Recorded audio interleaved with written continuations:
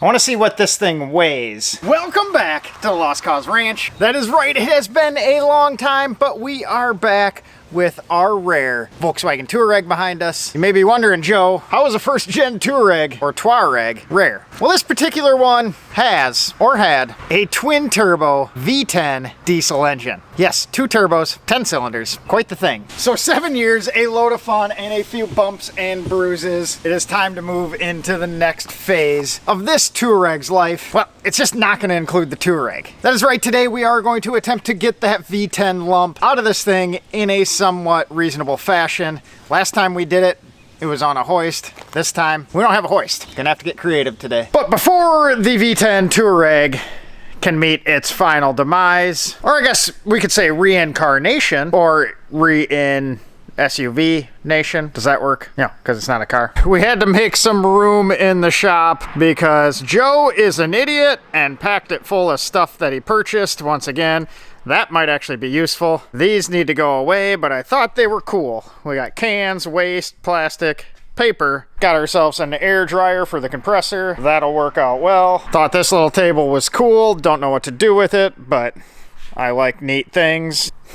We'll come up with something. Shelves on the side. It may end up being the home for all the battery-powered stuff, or it may not. Got myself a hydraulic pump, 110 all-in-one jobber on wheels, double acting. You guys may know what that project is for. And then this thing is here now. You might be able to guess why. But I think we have just enough of a pocket to get the Touareg in here. We may need to move Sashi though. You don't want to get run over. So this thing is obviously a bit aired out right now. We don't have a whole lot of clearance.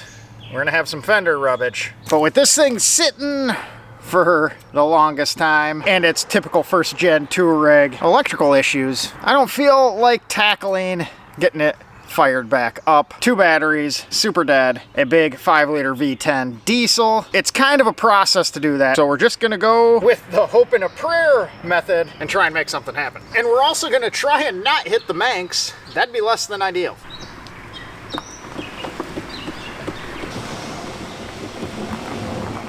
So that was a little bit of a failure. I guess this twin turbo V10 Touareg will live once again, at least long enough to drive itself in here. We're gonna charge a couple batteries up, and unfortunately with all these new tech smart chargers, if the battery's too flat, it won't even start to charge, so you kinda gotta trick it with a jump pack to get it going, play some games. Now it's kicking off. After a couple minutes we can pull the jump pack off and just let it charge this. This is a good battery, it's just been sitting.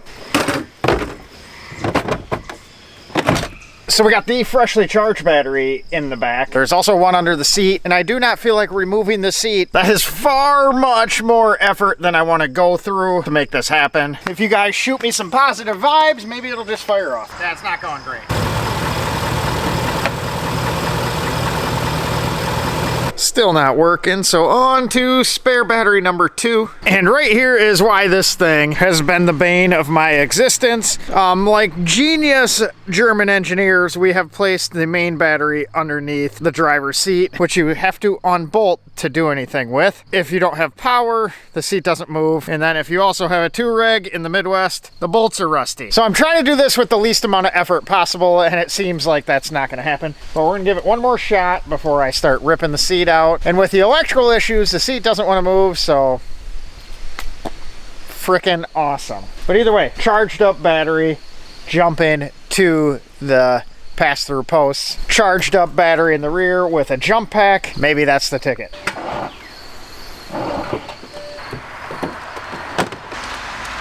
New combo, jump pack up front. All right, so I have hooked the charger up to the rear and let this thing sit on the charger, juicing everything up for, as you can tell, quite a bit because it is now nighttime. One more shot before we just drag the frickin' thing in. About dang time!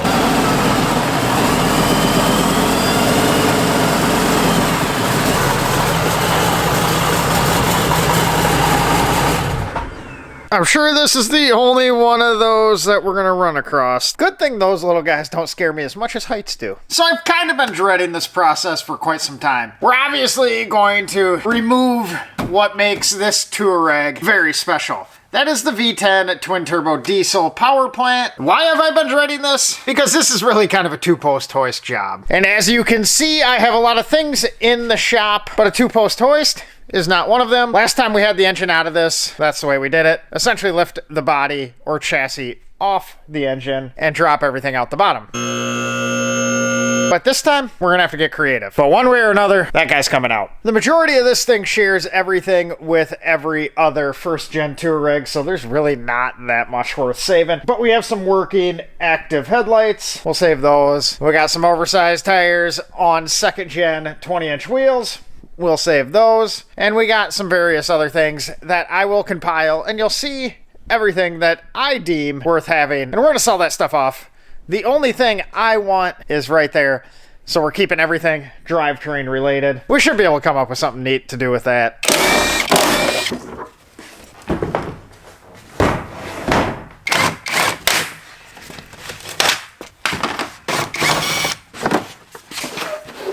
I do really like how Volkswagen locked the front headlights. You know, the front headlights as opposed to the rear ones. But yeah, the front ones. I like how they locked them in place and how easy it is to remove. You got this little tool in the toolkit by the spare tire, and you just kind of turn to release, and then there's just a spring to push with that same tool. You don't even need to remove the bumper to do that. So super simple to replace bulbs and whatnot.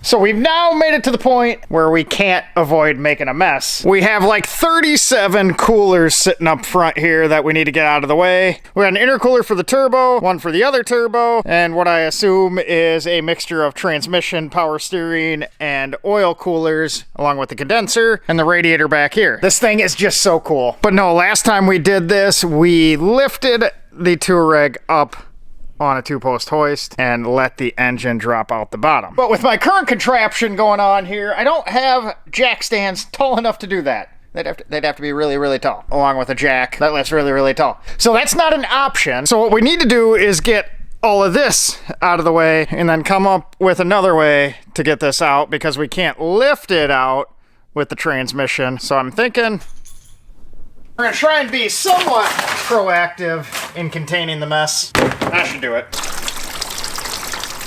See, I told you we were gonna make a mess. Good news is everything was apart a couple years ago, so it's all coming off easier than expected. Sometimes too easy. I didn't think it was gonna pop off. Running an oversized tire kinda does a number on your fender liner.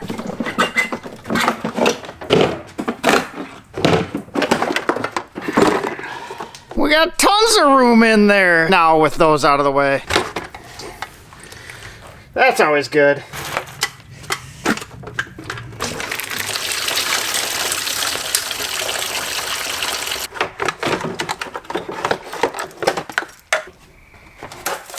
And still caught on something.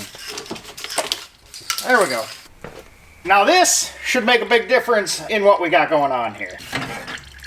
Look at how much room that creates. Now what to do with it. Now we can actually see what we got going on here. A lump of a 5-liter V10. Crazy how much more you can see without the radiator and whatnot in the way. By the looks of this here, I think we may just have a shot at getting this out without dropping everything out the bottom. And we got everything opened up quite a bit. Just whether or not the transmission and transfer case can stay on there and still swing out the front. That'd be ideal and would make life much easier, but this thing has never been good at making life easier. But as I'm sitting here, it is pretty comical to have what is probably the most simple of Volkswagens and possibly one of the most complex right next to each other in the same shop. It's amazing what 50 years worth of technology will do to complicating your life. But for now, what I'm gonna do is let this drip overnight and empty out as much as possible before we start tackling yanking this out. And I also gotta kind of clean up my mess I got going on here. We're definitely gonna have to get the floor scrubber out after this deal. But that's all right, that's kind of what the whole shop was built for, so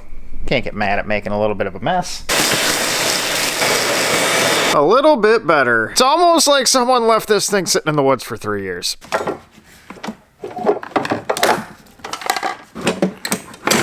These guys are kind of important. Well, maybe. Not quite sure how we're gonna control this mess in the next project, but we're gonna save these nonetheless. These are the tuned ECUs, one for each side. This thing is the best tool for this job right now. Since we're kind of junkyard pulling this, we can cut a lot of our hoses because they aren't gonna be used in the future. This makes quick work. These right here are another thing that I was looking forward to keeping off the Touareg. These are massive 6-piston Brembo calipers. They are the 18Z model, which I believe is the largest available on the Touareg platform. Correct me if I'm wrong down below. These are either worth a little bit of money on the secondhand market for conversions on like Volkswagen Golfs and a bunch of other random things, or maybe we'll keep them for whatever that V10 ends up in. Granted, I don't have the biggest hands in the world, but these things are freaking massive. Taking the rears off when we get to that point. These are just tiny, guys. They're a 4-piston fixed caliper. So I think we have everything up top either cut or unhooked and out of the way, or at least enough of it that we can test the tensile strength of what we missed when we lifted out. But now we have to crawl underneath. We need to get the axles out of the way, undo some stuff on the transmission, get the drive shaft out. This should be the correct tool to remove the drive shaft.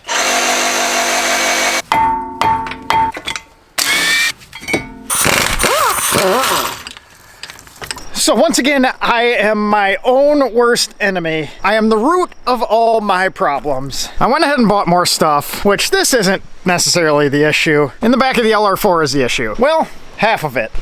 Yep, that is a 14-bolt 1-ton axle. This LR4 has definitely seen some shit hauled in the back of it, but unfortunately, it couldn't get the other half, i.e. the front axle, in here as well. I mean, that's 600 frickin' pounds. That's a tank. Which wouldn't have been a big deal had I not bought this, because I just would have brought the trailer. But now I gotta unload this. And as you've seen so far in the video, that's the big issue, is I gotta unload it into somewhere, and I just don't know where that somewhere is. I think we're just gonna have to create a space in here. Look at empty floor there. Should have built a bigger shop. Buying less stuff would probably be easier than building a bigger shop, but I digress. But either way, it is freaking cool how much you can get in the back of an LR4. That and the missing front one, future project. Well, we use the Eco to get the other half of the equation. Man, it is a good thing I keep buying stuff. We had to do a little rearranging to clear, hopefully, enough room. We need to clear enough room to roll this guy over the Touareg.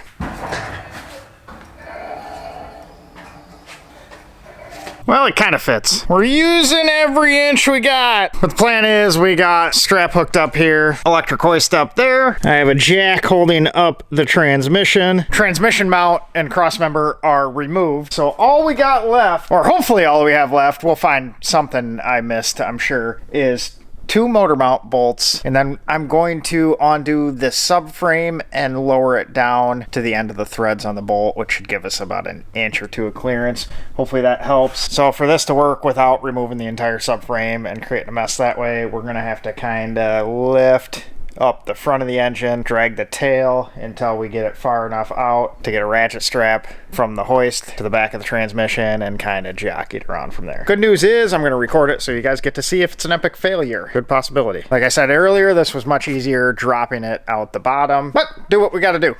Oh. Good thing there's this V10 to climb on.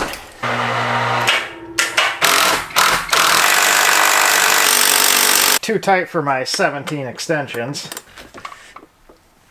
I just picture this with me slipping and ending up in the frickin' pile of oil and coolant. You would think that frickin' let loose. There we go. We got her snuck right down in there. Well, that side was way less dramatic. There we go. All right, like I said earlier, we now get to test the strength of whatever I missed and did not disconnect, because I'm sure it's something.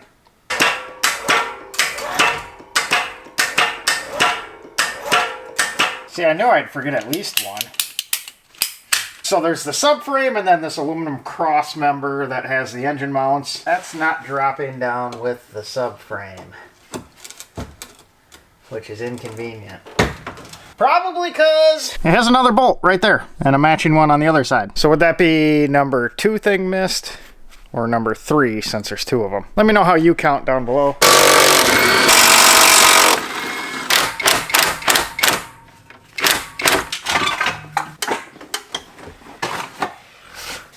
are you caught on frickin' everything? Well, number 3 or 4, depending on how we're counting. Being we're leaving the steering rack in place, that was hitting the steering rack and shaft. I don't know exactly how heavy this thing is, but it's somewhere in the vicinity of the exact opposite of light. So like mentioned several times, this thing is obviously a sow, and I'm seeming to have a little trouble getting it to roll forward, but the gantry crane's not exactly the issue. The weight off the back of the transmission hanging out on the jack is just not really allowing it to freely roll. So, new contraption. We got a dolly that rolls better than the steel wheels on the jack, and we can also roll it in any direction. And we're also gonna do a clean sweep under. Give us our best chance. What a guy needs is like one of those Badlands off-road jacks. They roll much better. But no, all we need to do here is get this pulled out just a little bit forward. Then we can run an additional strap from our electric hoist down to the tail or some part on the transmission. And then we can angle it the way we need that way and have all the weight on the gantry crane. Then things gonna be smooth sailing. But there's just not quite enough real estate back there to do that yet. We don't need that. To me, the V10. There, we got enough room to cut that bolt off because I rounded it out. See, I just create a lot of problems for myself. Luckily, we have the problem solver. Theoretically, it should just come right out now. Still doesn't roll as easy as I'd like.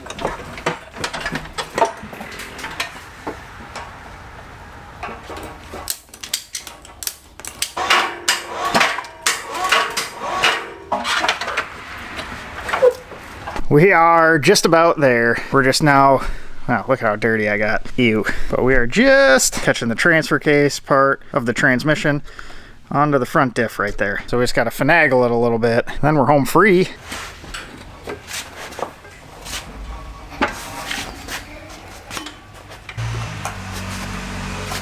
Camera probably doesn't do it justice, but holy frickin' cow is this thing enormous. That was a task.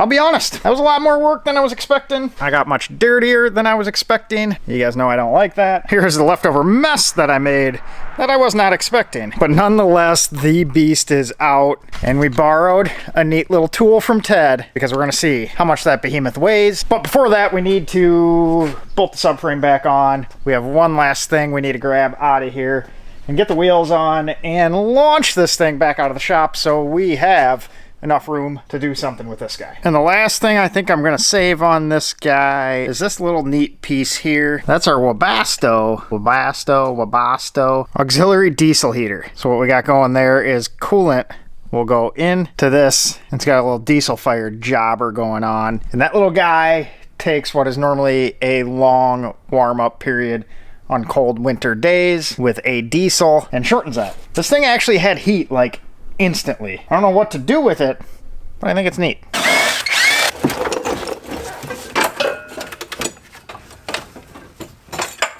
Look at that freaking cute little muffler. Big tailpipe. There we have it. What I'm gonna do with it, who knows? Cool piece nonetheless, and far more complicated than I was expecting. I lied. One more thing. A guy can never have too many little aluminum air tanks. I mean, I guess a guy probably could, but I don't think I'm at that point in my life yet.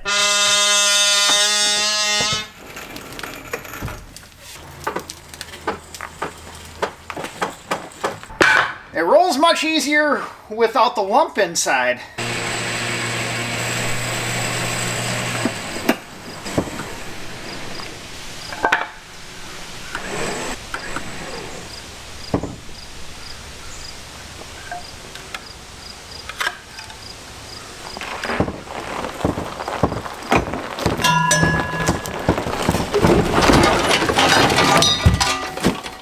About what I expected. We lost our hood and a few things out the back. Kind of thought it might roll. Tried to stop it with a 2x4. Problem is we did a brake relocation kit. So that was a real genius move. It kind of stinks over here for some reason. All right, so we're gonna give this another little shot. Should work better.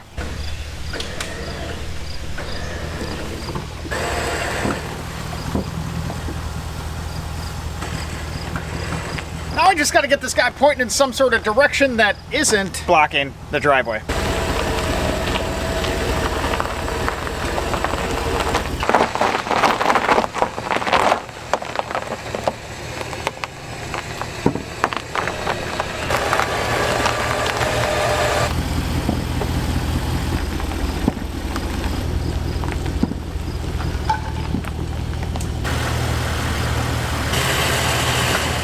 Well, that's a much better place to park it. Happy to have nothing inside the engine bay anymore. But I think that leaves us in a half-decent position to back a trailer up right to it, pull it straight on. See, I did a genius move, and by habit, before pulling this thing apart, pull the key out, which means the steering is locked. And judging by everything disconnected, I doubt we're gonna get it hooked back up enough to unlock the steering. And in a little PSA, don't do what Joe did there. That is my fairly new cement septic tank. You're not exactly supposed to drive over them.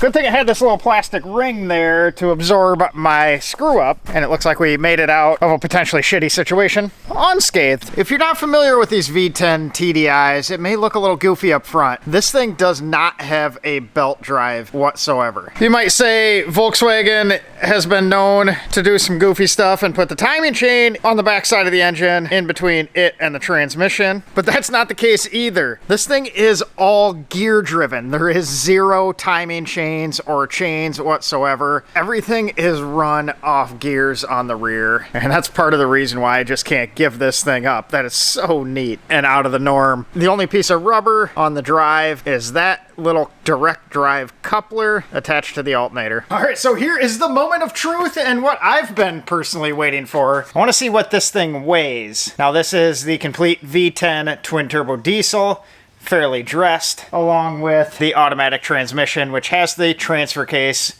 attached to it. But we have everything rigged up and zeroed out. You see, this is a crane scale, and we have our gantry crane that we built a few months ago. That thing, super handy for removing a big lump like this, and we are about to find out how big of a lump that is.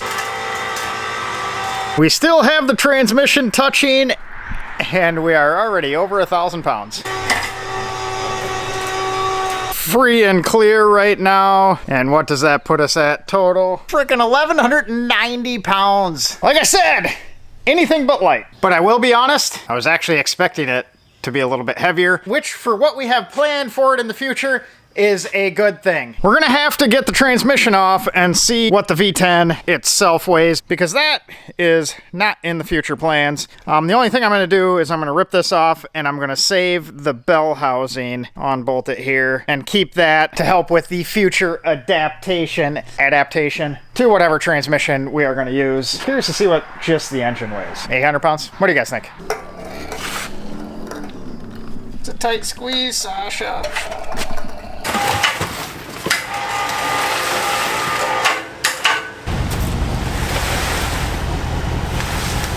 Now what? So we made it to here. This would be a lot easier to deal with the rest of this situation if my lift table wasn't back there behind the daycare thing, behind the Manx, behind the C10, behind everything. So now we're just thinking of a way to do this without breaking my back. Might involve yellow tub. We're just gonna do all the sketchy shit I need to do in one night and just get it out of the way. This is heavy too.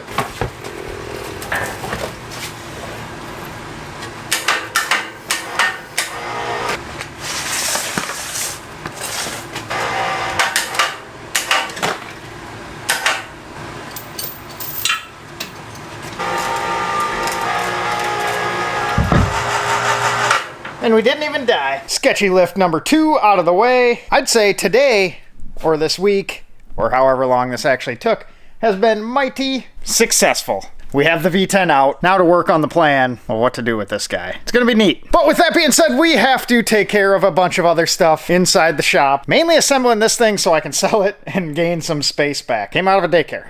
It's kind of like a kid's UFC ring. It's also summertime. Engine needs to go in the Manx. And we have a bunch of axles laying around, along with a 1,200 pound engine. We need to come up with some creative storage, and I think I have an idea for that. That you will be seeing soon. It'll involve that and some stacking. With that being said, appreciate you guys watching. Appreciate you subscribing. It may be a bit, but this thing's gonna be neat in something much more fun than a Touareg. We'll catch you guys on the next one.